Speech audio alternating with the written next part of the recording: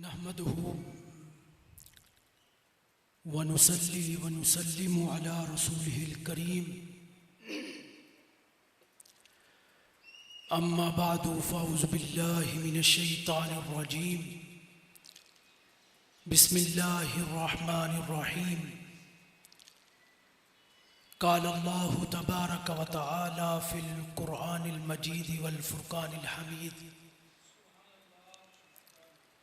إن الحكم إلا لله صدق الله العظيم وصدق رسوله النبي الكريم الأمين إن الله وملائكته يصلون على النبي يا أيها الذين آمنوا صلوا عليه وسلموا تسليما الصلاة والسلام عليك يا سيدي يا رسول الله وعلى آلك وأصحابك يا سيدي يا حبيب الله وأحسن منك لم تر قط عيني وأجمل منك لم تلد النساء خلقت مبرأ من كل عيب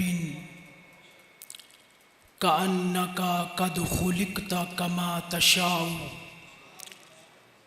يا صاحب الجمال يا سيد البشر من وجهك المنير لقد نور القمر لا يمكن الثناء كما كان حقه بعد از خدا بزرگ توئیں قصہ مختصر. نہایت قابل صد احترام مشائخ اعظام علماء کرام اور یاران طریقت اور بالخصوص سلسلہ عالیہ قادریہ نشاہیہ کلی شریف کے تخت نشین گلے گلشن ولایت منبع جود و سخا مخزن رشد و ہدا پیر طریقت رہبر شریعت پروردہ اغوش ولایت صاحبزادہ ولی شان پیر سید اظہر الحسن گیلانی دامت برکاتہم العالیہ. خالق کائنات کا بے حد و بے حساب شکر ہے کہ اس وقت ہم ادارہ خورشید اسلام پاکستان کے زیر اہتمام تربیتی اجتماع کے اندر حاضر ہیں. خالق کائنات سے دعا ہے اللہ جل مجدہ ہم سب کو صاحب تخت نشین کے اور صاحبان مزار کے فیوز و برکات حاصل کرنے کی توفیق عطا فرمائے. قرآن مجید فرقان حمید کے اندر سے جو مجھے عنوان دیا گیا ہے اس کو پیش نظر رکھتے ہوئے سورہ یوسف کی آیت نمبر 40 کے چند الفاظ میں نے آپ کے سامنے تلاوت کرنے کا شرف حاصل کیا ہے، جس کے اندر خالق کائنات نے اعلان فرمایا ہے ان الحکم الا للہ، کہ صرف حکم اللہ کا ہے. اور اس کے بعد اس آیت کے زمر کے اندر علماء مفسرین نے اللہ کی شان کو بیان کیا ہے. وہ شان کیا ہے؟ الکبر ردانی. حدیث قدسی ہے، رب ذوالجلال اعلان فرما رہا ہے کہ کبر میری چادر ہے. کہ کبریائی صرف اللہ کی ذات میں ہے، اور پھر اللہ تبارک و تعالی نے اپنے اس کبر کی، اپنی اس بڑائی کی خیرات کس کو کتنی عطا کی ہے یہ اللہ جانتا ہے۔ اللہ تبارک و تعالی نے اپنے حکم اور کبریائی کی بات کرنے کے بعد انسان کو یہ خطاب دیا ہے کہ اے انسان، میں تجھ سے مخاطب ہوں، تلک حدود اللہ فلا تقربوها۔ سورہ بقرہ کے اندر خالق کائنات اعلان فرما رہا ہے کہ میری حدوں کے قریب بھی مت جانا۔ یہ کبریائی اللہ کی ایک حد ہے۔ جب انسان اپنی کبریائی بیان کرنے لگے گا، تکبر کی طرف جائے گا، تو اللہ تبارک و تعالی کی ذات اپنی صفات کے ساتھ انسان کو ملنے کی وجہ سے جب انسان تکبر کے اندر جاتا ہے تو خاک کے اندر ملا دیتا ہے۔ عروج اور عزت آپ کو تب ملے گی جب آپ عجز و انکساری کے اندر چلے جاتے ہیں۔ اس کی دو مثالیں میں آپ کے سامنے رکھتا ہوں۔ حضرت آدم علیہ السلام انسانیت میں سے پہلے انسان، نبوت میں سے پہلے نبی، حضرت آدم علیہ السلام نے جب خوشہ تناول فرما لیا تو اللہ نے پوچھا کہ آدم، میں نے تو یہ کھانے سے آپ کو منع کیا تھا، تو آپ نے کسی قسم کی کوئی ریزن پیش نہیں کی۔ فوراً رب ذوالجلال کی بارگاہ کے اندر عرض گزار ہوئے، ربنا ظلمنا انفسنا وَإِن لَّمْ تَغْفِرْ لَنَا وَتَرْحَمْنَا لَنَكُونَنَّ مِنَ الْخَاسِرِينَ۔ اے ہمارے رب، ہم نے اپنی جانوں پہ ظلم کر لیا ہے، اب تیری صفت یہ ہے کہ تو معاف کرنے والا بھی ہے، تو رحم کرنے والا بھی ہے، اگر تو معاف نہیں کرے گا، رحم نہیں کرے گا تو ہم خسارہ میں ہو جائیں گے۔ اس کے برعکس اگر ہم دیکھیں تو ایک واقعہ ہمیں ابلیس کا بھی ملتا ہے، شیطان کا بھی ملتا ہے۔ جب اللہ کی ذات نے شیطان کو کہا کہ آدم علیہ السلام کو سجدہ کرو، تو پتہ ہے وہ آگے سے ریزن پیش کرنے لگا۔ حضرت آدم علیہ السلام نے کوئی بات پیش نہ کی تو اللہ نے معاف کر دیا، عجز و انکساری کا اظہار ہوا، تو اللہ کی طرف سے جلالت نہیں آئی، معافی عطا کر دی گئی۔ اور دوسری طرف جب شیطان کو آدم علیہ السلام کو سجدہ کرنے کا حکم ہوا تو پتہ ہے اس نے آگے سے کیا کہا۔ سورہ صاد کے اندر رب ذوالجلال اعلان فرما رہا ہے، 76 نمبر آیا کریمہ کے اندر رب ذوالجلال اعلان فرماتا ہے کہ آگے سے شیطان کہنے لگا، خلقتنی من نار وخلقتہ من طین۔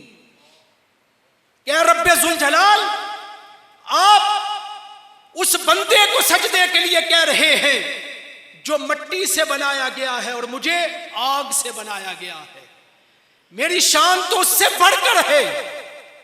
رب ذوالجلال نے جب شیطان کی اس بات کو سنا تو رب ذوالجلال نے پتہ ہے آگے سے کیا اعلان فرمایا۔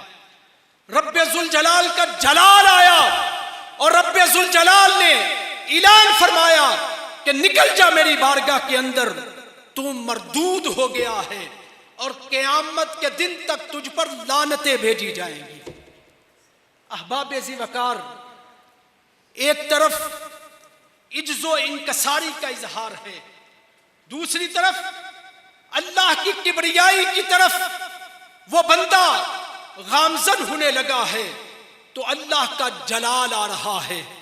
تو احباب ذی وقار، یہ چند مثالیں میں نے آپ کے سامنے اس لیے رکھی ہیں کہ کبر اللہ کی شان ہے، عجز و انکساری یہ بندے کی شان ہے، اور جب بندہ عجز و انکساری کا اظہار کرتا ہے تو اللہ کی ذات اس کے لیے راستوں کو کھولتی ہے۔ ہم ان مشائخ کے پاس کیوں آتے ہیں؟ واصف علی واصف نے کہا تھا کہ شیخ وہ ہوتا ہے جو آپ کا ہاتھ پکڑتا ہے اور پکڑ کر رسول اللہ صلی اللہ علیہ وآلہ وسلم کے ہاتھوں میں تھما دیتا ہے۔ یہ شیخ کی منازل ہے کہ شیخ اس مسلک پہ ایسے ہی نہیں بیٹھ جاتے۔ جو مجھے عنوان دیا گیا ہے اس عنوان کی طرف آتا ہوں اور چند باتیں آپ کے گوش گوار کرتا ہوں۔ مجھے ٹائم بھی مختصر سا ملا ہوا ہے تو اسی کے اندر میں اپنی باتوں کو سمیٹنا چاہتا ہوں۔ حضرت قبلہ عالم قدوۃ الاولیاء حضرت پیر سید خورشید الحسن خورشید المعروف حسن شاہ کملی پوش رحمت اللہ علیہ، آپ کی عمر مبارکہ صرف اس وقت 10 برس ہے۔ آپ کی ولادت باسعادت 1906 ہے اور میں بات آپ کو سنانے لگا ہوں 1916 کی۔ آپ اپنے مدرسہ کے اندر، سکول کے اندر تعلیم حاصل کر رہے ہیں، اور اس بات کو صوفی مقبول انور دودی جو اعزازی طور پر ماہانہ شمس المشائخ کے ایڈیٹر مقرر کیے گئے تھے، انہوں نے اس بات کو لکھا کہ ایک دن میرے دل نے چاہا کہ میں قبلہ عالم حضرت پیر سید خورشید الحسن خورشید کا بچپن سنوں، اور میں آپ کے استاذ کے پاس چلا گیا اور میں نے جا کر وہاں استفسار کیا اور کہا کہ آپ مجھے میرے شیخ کی کوئی بات بتائیں۔ تو آپ نے کہا کہ میں اس وقت روال شریف کے اندر اسکول کے اندر پڑھاتا تھا، اس دوران ایک چھوٹا سا بچہ ہمارے ہاں داخل ہوا۔ اب اسکول کے اندر سینکڑوں کی تعداد کے اندر بچے ہوتے ہیں اور استاذ کے پاس یہ ہنر ہوتا ہے کہ وہ ان سینکڑوں طلباء میں سے جان لیتا ہے کہ آگے بڑھنے والا کون سا میرا طالب علم ہوگا۔ اور جس طرح آپ مثال سنتے ہیں کہ جوہری ہمیشہ ہیرے کو دیکھ کر پرکھ کر جان لیتا ہے کہ یہ اصل ہے یا نقل ہے، وہ کہتے ہیں کہ میرے پاس جب اتنے شاگرد تھے تو میں ایک شاگرد کو دیکھتا، ایک طالب علم کو دیکھتا کہ جب وہ اسکول کے اندر آتا تو اس کی آنکھیں جھکی ہوئی ہوتی، اور جب پڑھاتے ہوئے اگر تاجدار کائنات آقا کریم علیہ السلام کا ذکر خیر آ جاتا تو بلند آواز سے درود شریف کا وہ نذرانہ پیش کرتا۔ یہ میرے لیے حیران کن بات تھی۔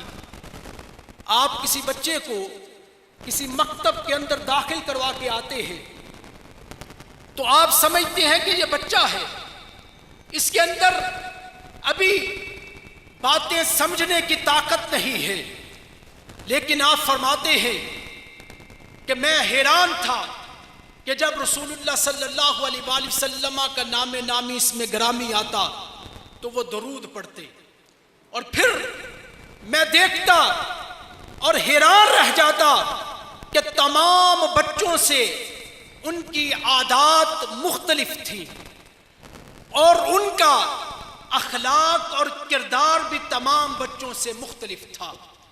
آپ کے استاذ حضرت نظام الدین کیس رحمت اللہ علیہ تھے، اور انہوں نے آپ کو چھوٹی عمر کے اندر پرکھ لیا، اور صوفی مقبول انور دودی کہتے ہیں کہ صرف آپ کی 10 سال کی عمر تھی تو آپ کے استاذ مجھے فرماتے ہیں کہ میں نے 10 سال کی عمر کے اندر آپ کو دیکھ لیا تھا کہ یہ آگے جا کر اللہ کا بہت بڑا ولی بنے گا۔ اللہ یا رسول اللہ، یا زندہ زندہ۔ تو یاران طریقت، حضرت قبلہ عالم کی ایک اور بات سنا کے اختتام کی طرف آتا ہوں۔ حضرت قبلہ عالم کہ جو معاصرین میں جو بزرگ کتابوں کے اندر جن کا حوالہ ہمیں ملتا ہے، آپ ٹرین پہ سفر کر رہے ہیں، اور یہاں پہ آپ نے اس بات کو بھی دیکھنا ہے کہ سفر اور حضر کے اندر بھی آپ اپنے اوراد و وظائف سے غافل نہیں ہوتے تھے۔ آپ ٹرین پہ سفر کر رہے ہیں، آپ کے معمولات میں سے تھا کہ آپ عصر کی نماز کے بعد مغرب تک خاموش ہو جاتے تھے۔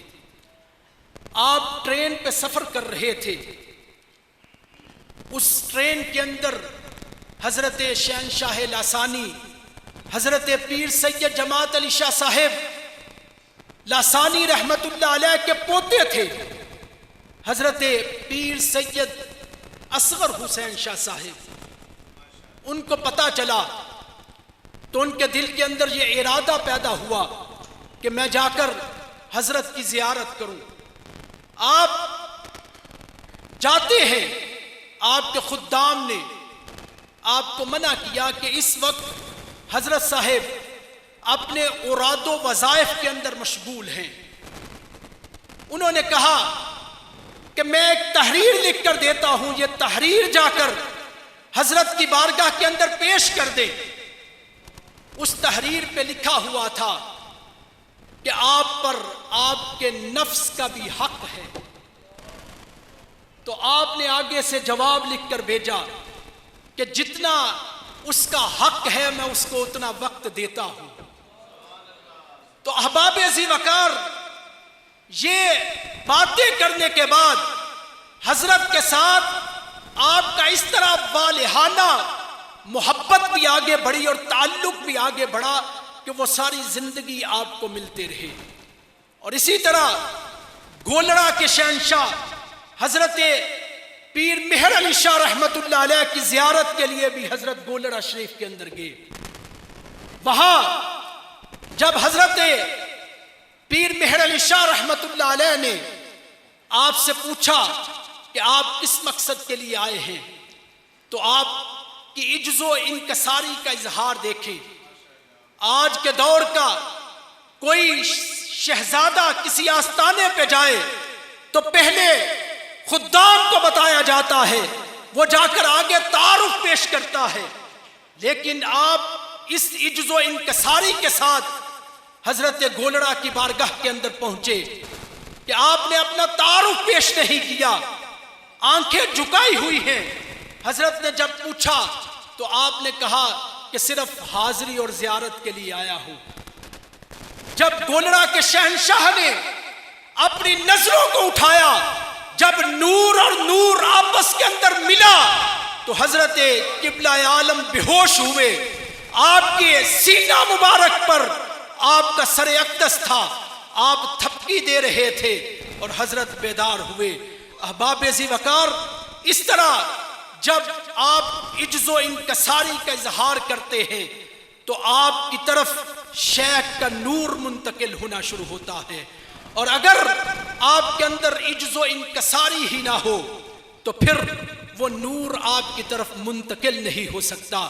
جو صاحب مسند ہیں، جن سے آپ فیض حاصل کرنے کے لیے آتے ہیں، یہ آپ کی ذرہ نوازی ہے، آپ کی محبت ہے کہ علم کے سمندر لوگوں کے اندر مجھے مائک پر کھڑا کر دیا ہے، اور میں آپ کا خادم و نوکر ہوں، آپ کے پاس ہمہ وقت رہتا ہوں۔ آپ کی شفقت ہے کہ آپ مجھے اپنے ساتھ لے جاتے ہیں۔ ایک دفعہ بہت بڑے عرس کے اندر آپ کے ساتھ مجھے جانے کا اتفاق ہوا، تو تصوف کی بہت بڑی شخصیت جو حال ہی کے اندر اس دنیا سے رخصت ہو چکے ہیں، حضرت خواجہ غلام قطب الدین فریدی، آپ فرماتے ہیں ہزاروں آستانوں پہ وہ جاتے ہیں، دنیا کے اندر ہمیشہ وہ سفروں پہ رہتے ہیں، اور آپ نے آپ کے شیخ کے متعلق یہ الفاظ کہے کہ پتہ نہیں یہ کس اخلاق کا مالک ہے، کس کردار کا مالک ہے، میں جب بھی اسے دیکھتا ہوں تو اس کی طرف جھک جاتا ہوں۔ اور آپ نے آپ کے لیے شعر کہا تھا اسی مجلس کے اندر کہ نہ جانے کون سی دولت ہے اس کے لہجے میں، نہ جانے کون سی دولت ہے اس کے لہجے میں، یہ بولتا ہے تو دنیا خرید لیتا ہے۔ تو احباب ذی وقار، ان مسندوں پہ بیٹھے ہوئے لوگوں کا کردار اور اخلاق اسی طرح ہونا چاہیے کہ لوگ ان کی طرف مائل ہونا شروع ہو جائیں۔ خالق کائنات سے دعا ہے اللہ جل مجدہ قیامت تک اس آستانے کے ہم سب کو فیوز و برکات حاصل کرنے کی توفیق عطا